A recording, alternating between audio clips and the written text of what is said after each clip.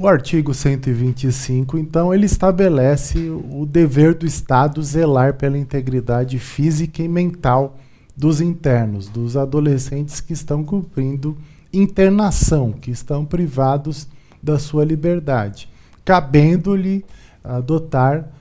as medidas adequadas de contenção e segurança. Então, o Estado, o poder público, as unidades de internação, por lei, são administradas pelos governos estaduais. Então, cabe ao governo estadual, através da entidade executora da medida socioeducativa de internação, geralmente são fundações estaduais, fundações vinculadas aos governos estaduais, elas devem adotar as medidas de contenção e de segurança. Elas precisam ter os vigias das unidades de internação para evitarem tentativas de fugas, ou também tentativas de resgate, quando pessoas vêm de fora para resgatar algum interno, geralmente internos envolvidos com facções ou com crime organizado ou com tráfico de drogas. Então, também devem ter os agentes de segurança, que são os agentes que vão escoltá-los em audiências no fórum, que vão escoltá-los em atividades externas, na ida em hospitais, em outras atividades. Eles podem precisar de escolta, e esses agentes de segurança que também realizam, além do dia a dia, esses agentes de segurança vão conter, vão orientar esses adolescentes, vão separar as brigas entre eles, vão também conter nas situações de violência de internos contra o próprio patrimônio da entidade, da instituição de atendimento socioeducativo, ou mesmo contra outros funcionários. Então, cabe aos agentes de segurança esse papel de contenção, de segurança. Muitas vezes existem rixas, existem disputas de poder dentro das unidades, existem aqueles adolescentes que são lideranças, existem também outros adolescentes, em alguns casos até pelos crimes, pelos atos infracionais que são acusados, como aqueles que são acusados de crimes sexuais, de estupros, que eles acabam sendo perseguidos pelos demais. Então, a integridade deles precisa ser também garantida, ou se eles são separados dos demais internos, ou também eles são escoltados, apoiados pelos agentes de segurança que vão garantir a proteção desses jovens caso os outros tentem algum tipo de violência contra eles, ou situações corriqueiras de brigas, de conflitos que gerem maiores tumultos, que esses agentes de segurança estarão interferindo, além de no dia a dia estarem protegendo os professores, os técnicos da unidade, estarem também evitando tentativas de fuga, estarem evitando situações de tumultos, de motins, de rebeliões. Então, cabe ao Estado, cabe ao poder público garantir a integridade física e mental de cada um dos seus internos. Inclusive, claro, devem ter pessoas preparadas, pessoas capacitadas, pessoas que não cometam maus tratos, não cometam torturas, não cometam violências, pessoas que estejam devidamente preparadas para aquele tipo de atividade, que não abusem das suas funções, que não exorbitem das suas funções, que não promovam excessos. Então, tudo isso está aí, de alguma forma, também incluído nesse artigo 125, que trata aí do dever do Estado, que na área civil, por exemplo, nós tratamos da responsabilidade objetiva do Estado. Se um adolescente morre dentro de uma unidade, ou se um adolescente sofre um ferimento, principalmente um ferimento grave dentro de uma unidade, o Estado depois vai ter que indenizar a família do adolescente, porque o Estado tem esse dever de zelar, de garantir a integridade física e a integridade mental dos seus internos, promovendo todas as medidas adequadas para a contenção e também para a segurança de cada um dos internos. Nós agora, então, trataremos da lei que criou o Sistema Nacional de Atendimento Socioeducativo, a Lei Federal 12.594 de 2012, de 18, então, de janeiro do ano de 2012, que é o SINASE, que trata tanto dos artigos que nós já citamos do próprio Estatuto da Criança e do Adolescente, mas regulamenta aquelas previsões do Estatuto da Criança e do Adolescente. É uma espécie de lei de execuções das medidas socioeducativas. Então, o SINASE, o Sistema Nacional de Atendimento Socioeducativo, ele tem essa Lei Federal 12.594 de 2012, mas todos os artigos que nós citamos que tratam das medidas socioeducativas no Estatuto da Criança e do Adolescente também compõem esse Sistema Nacional de Atendimento Socioeducativo. E resoluções do CONANDA, que é o Conselho Nacional dos Direitos da Criança e do Adolescente, que é um órgão com papel de regulamentação do próprio Estatuto da Criança e do Adolescente, de deliberações sobre as políticas, sobre as normas referentes ao atendimento de crianças e adolescentes no Brasil, a defesa, a promoção e a proteção das crianças e adolescentes. A Resolução 119 de 2006 do Conselho Nacional dos Direitos da Criança e do Adolescente também trata de normas referentes ao sistema socioeducativo. E o Plano Nacional de Atendimento Socioeducativo, que é uma outra resolução do Conselho Nacional dos Direitos da Criança e do Adolescente, a Resolução 160 de 2013. Essa Lei 12.594 de 2012, ela institui, então, o Sistema Nacional de Atendimento Socioeducativo, conhecido como SINASE, e regulamenta a execução das medidas destinadas aos adolescentes que tenham praticado atos infracionais. Entende-se, então, por SINASE, esse Sistema Nacional de Atendimento Socioeducativo, um conjunto ordenado de princípios, de regras e de critérios que envolvem a execução das medidas socioeducativas. Então, todo o sistema ele é composto por um conjunto de princípios, de regras, de critérios, também de ações que envolvem algum tema, como nós já citamos anteriormente, os vários sistemas de efetivação ou de operacionalização de políticas públicas que nós temos no Brasil, como o Sistema Único de Saúde, o Sistema Único da Assistência Social, o Sistema Educacional, o próprio Sistema de Justiça, ou Sistema também de Segurança Pública. Então, nos mais variados setores das políticas públicas no Brasil, nós temos os sistemas. E no caso das medidas socioeducativas, também foi estabelecido um Sistema Nacional de Atendimento Socioeducativo, a partir do reconhecimento, principalmente no início dos anos 2000, ou mesmo no final da década de 90, de que o Estatuto da Criança e do Adolescente era genérico no que dizia respeito às normas relacionadas às medidas socioeducativas, que seriam necessários melhores parâmetros tratando dessas medidas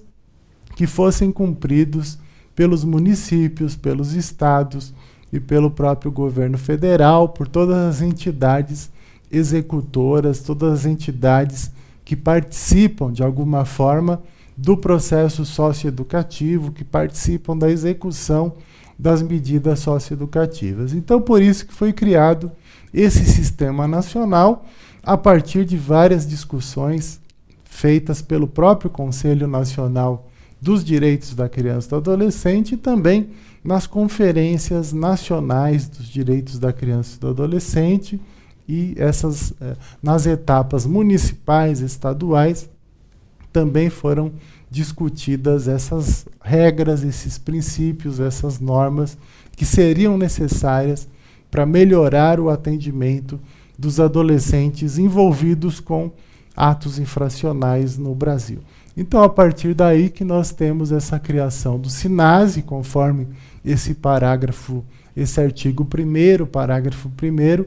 diz que o SINASE é um conjunto ordenado de princípios, regras e critérios que tratam aí, que envolvem a execução das medidas socioeducativas, incluindo-se nele, por adesão, sistemas estaduais, distrital e municipais, bem como todos os planos, políticas e programas específicos de atendimento aos adolescentes em conflito com a lei. Então, nós temos um sistema nacional e, dentro desse sistema nacional, os estados têm os seus sistemas próprios, as unidades que tratam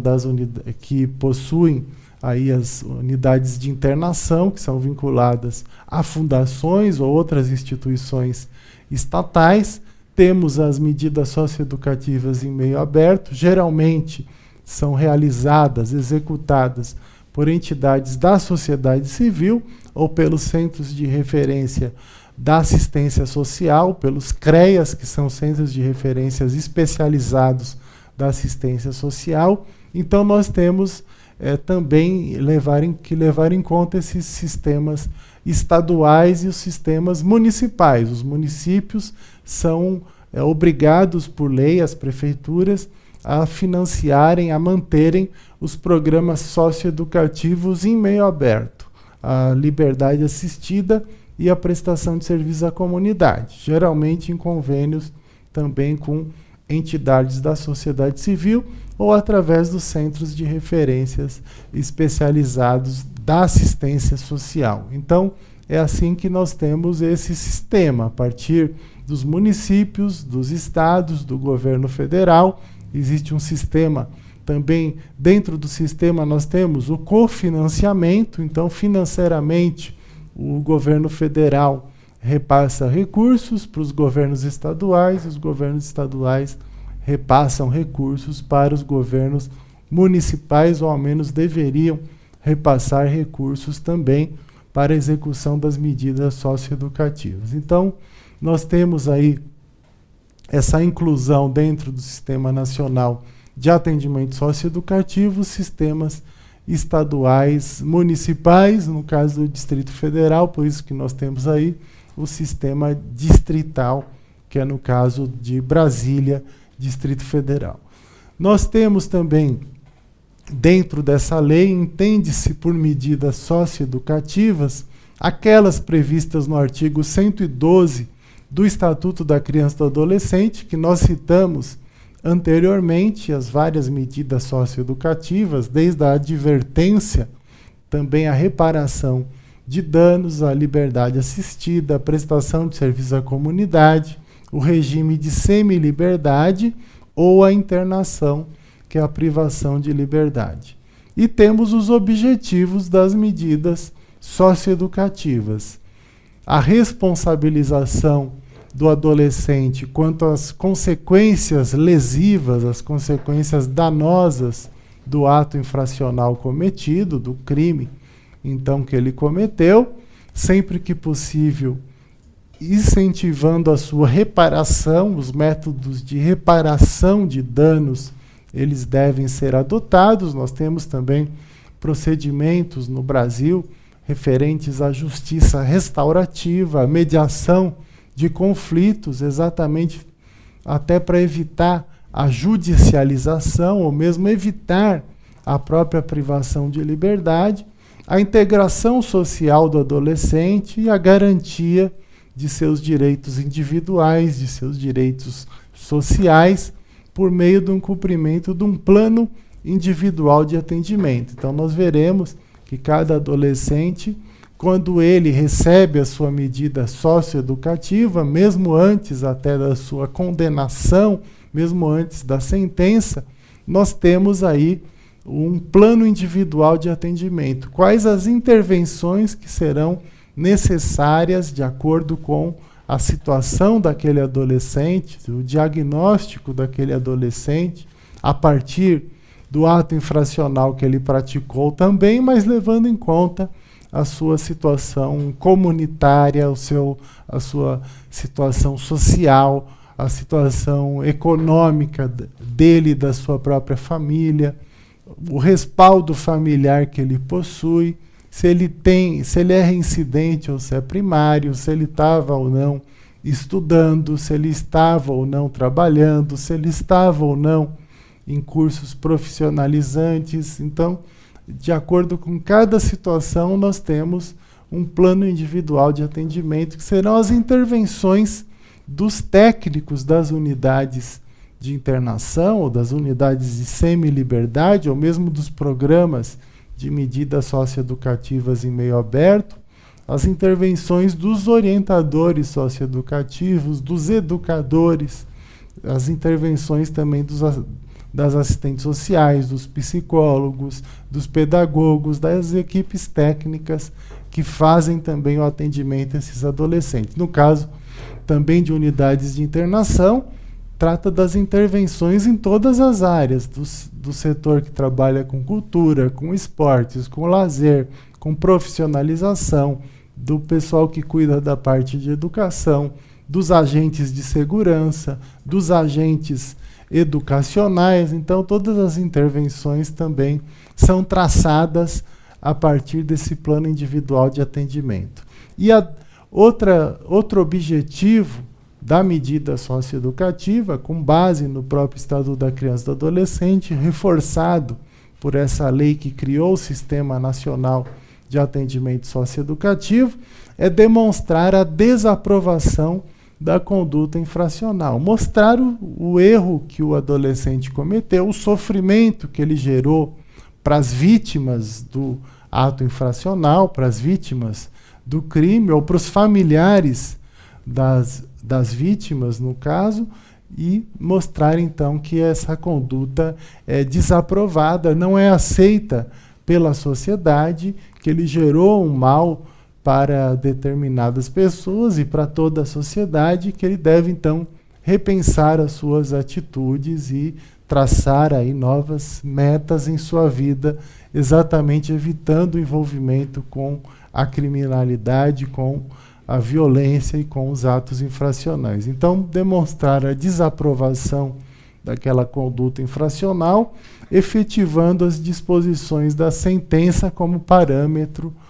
para privação de liberdade ou restrição dos seus direitos, observados, claro, os limites previstos em lei, previstos no Estatuto da Criança e do Adolescente e previstos nessa lei que criou o Sistema Nacional de Atendimento Socioeducativo. Entende-se por programa de atendimento a organização e o funcionamento por unidade das condições necessárias para o cumprimento das medidas socioeducativas. Então, o adolescente ele vai estar vinculado a um programa de atendimento, a uma unidade de internação, ou então a uma instituição que trabalha, que executa a liberdade assistida, ou que executa a prestação de serviços à comunidade, seja uma organização não governamental, seja o centro de referência especializado da assistência social. Então, esses são os programas de atendimento que o adolescente estará vinculado. Pode ser um programa de atendimento de internação, um programa de atendimento de semi-liberdade, um programa de atendimento de liberdade assistida ou de prestação de serviços à comunidade. Entende-se por unidade a base física necessária para a organização e o funcionamento do programa de atendimento. Então, por isso que se refere à unidade de internação, que é o local onde o adolescente estará custodiado, onde ele estará residindo, sendo mantido, e lá onde ele vai ter as atividades previstas em lei, educacionais, esportivas, culturais, profissionalizantes, entre outras. Entende-se por entidade de atendimento a pessoa jurídica de direito público ou privado que instala e mantém as unidades e os recursos humanos, materiais necessários ao desenvolvimento dos programas de atendimento. Por exemplo, no caso de São Paulo,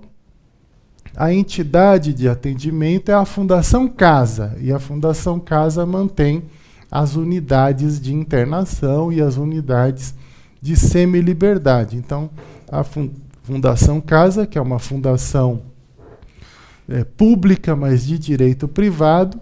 ela é a instituição executora de medidas socioeducativas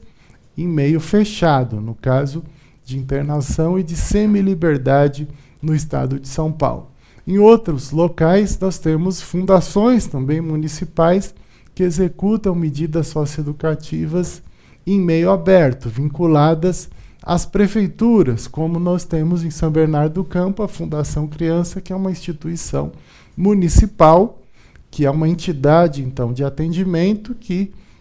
atua na liberdade assistida e na prestação de serviços à comunidade, que são medidas socioeducativas de responsabilidade dos municípios. Então, assim que se divide, esses são os exemplos de entidades de atendimento. O Sistema Nacional de Atendimento Socioeducativo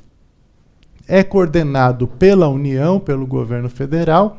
e integrado pelos sistemas, como nós dissemos, estaduais, distrital e dos municípios responsáveis pela implementação dos seus programas de atendimento, ao qual seja aplicada a medida socioeducativa, com liberdade de organização e funcionamento, respeitados os termos, claro, do Estatuto da Criança e do Adolescente, da Constituição Federal. Então, elas possuem uma certa autonomia, mas devem respeitar essa própria lei que instituiu o Sistema Nacional de Atendimento Socioeducativo e devem também, claramente, respeitar o Estatuto da Criança e do Adolescente, como todos no Brasil devem respeitar a Constituição Federal. Nós temos aí, para exemplificar, a necessidade de um sistema de atendimento socioeducativo e como é que esse sistema vai dialogar, vai estar integrado, vai atuar conjuntamente com outros sistemas. A partir da frase do professor, do pedagogo Antônio Carlos Gomes da Costa, já falecido, um dos membros da comissão de redação do Estatuto da Criança e do Adolescente, lá em 88, 89, antes da criação e da promulgação do próprio Estatuto da Criança e do Adolescente, que ocorreu em julho de 1990, o professor Antônio Carlos Gomes da Costa dizia que o adolescente acusado de ato infracional é como uma ilha cercada de omissões. Então, esses adolescentes geralmente têm todo um histórico de negligências, de omissões, de violações de direitos, de serem vítimas de violência e depois, quando cometem algum tipo de ato infracional, algum tipo de crime, continuam a ser alvos dessas violações. Muitas vezes eram mantidos ou ainda são mantidos em algumas situações em locais inadequados, em locais superlotados, em locais onde são submetidos a maus tratos, a violências, a torturas, com pessoal que trabalha sem o mínimo de aptidão, sem o mínimo de capacitação. Então, essa frase do professor Antônio Carlos Gomes da Costa, ela resume bastante a questão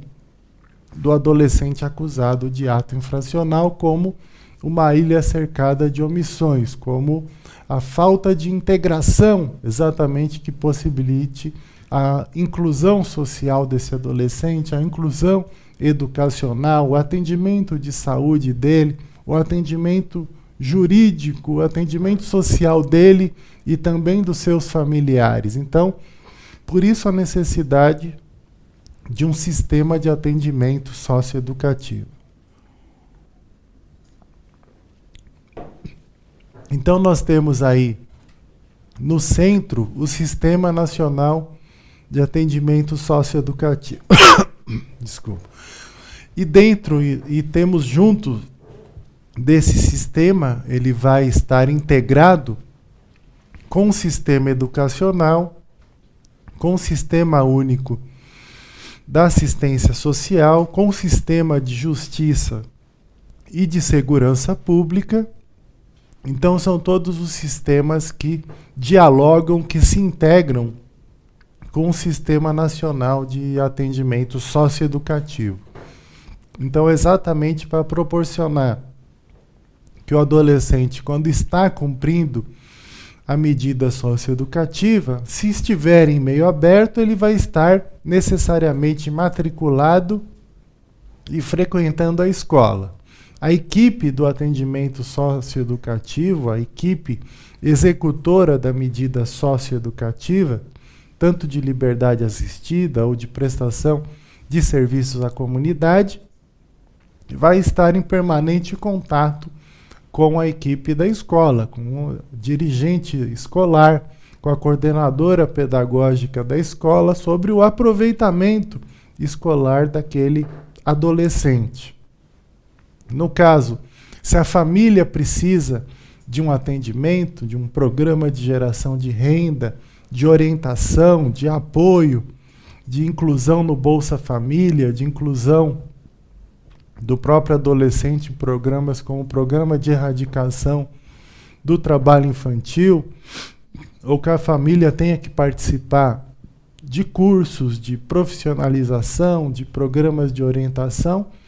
nós temos aí o Sistema Único da Assistência Social. Então, a família do adolescente, ao mesmo tempo que o adolescente está sendo atendido no programa de medidas socioeducativas, os seus familiares vão estar sendo atendidos pelo Centro de Referência da Assistência Social. E lá vão receber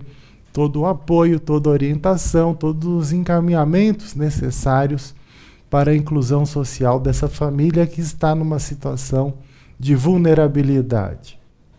No caso do sistema de justiça e de segurança pública, claro, o adolescente, se ele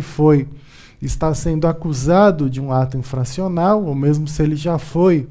condenado, sentenciado em razão da prática de um ato infracional, ele necessariamente passou pelo sistema de segurança pública. Ele foi apreendido pela polícia militar ou foi apreendido